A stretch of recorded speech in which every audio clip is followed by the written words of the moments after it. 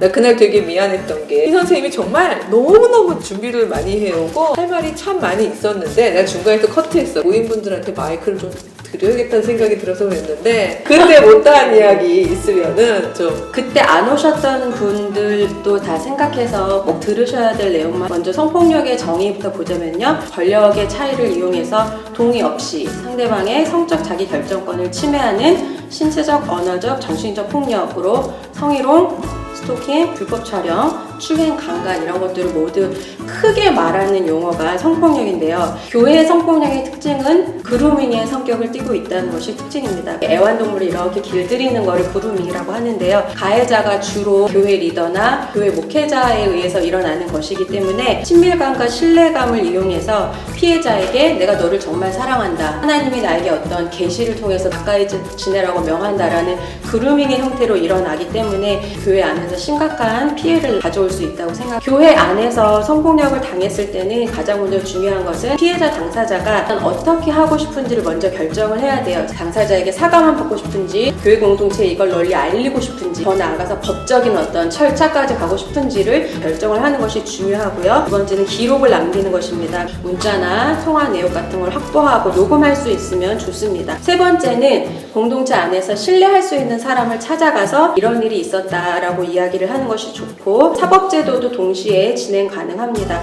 가장 중요한 거는 교회 안에 일원이나 목회자를 찾아가서 이야기하는 것에 그치지 않고 전문 상담사를 찾아가는 것이 가장 좋습니다. 해바라기 센터 1366, 기독교 여성 상담소, 여성의 전화 이런 곳을 찾아가시고요. 미투, 처치 투 위드 유 이런 책들도 여러분들을 도와줄 수 있는 많은 방법을 제시하고 있다고 생각을 합니다. 피해자가 나를 찾아와서 폭력을 경험했다라고 이야기를 내가 들었어요. 어떻게 해야 될까요? 먼저 조용히 경청해줍니다. 말을 끊지 않고 질문하지 않고. 두 번째는 공감하고 지지하고 내가 어떻게 도와줬으면 좋을까, 내가 당신을 도와주겠다라고 이야기를 하고요. 하지 말아야 할 말은 너무 놀라지도 말고, 왜 싫다고 말하지 않았냐, 왜 이제서야 말했냐, 왜 밤에 전도사님을 만났냐, 목사님 사모님 이제 어떡하냐, 절대 해주시면 안 되는 말이고, 용서하라는 말, 가해자를 옹호하는 말은 하시면 안 된다. 가장 마지막으로는 제가 지난 시간에 잘려서 못한 부분은 교회 공동체에서 이런 일이 일어났을 때 어떻게 대응을 할 수 있을까. 첫 번째는 교회에서 성과 사랑에 기초한 건강한 가치관을 가르쳐야 합니다. 여자 청년들 맨 얼굴로 교회 오지 말아라, 짧은 옷 입고 와서 남자 청년들 시험 들게 하지 말아라는 것을 가르칠 때 이런 거 가르치면 안 되는 거 아니냐라는 반대의 목소리들을 교회 언니인 저희들도 해야 되고, 또 청년들도 그런 건 옳지 않은 말 아닌가요?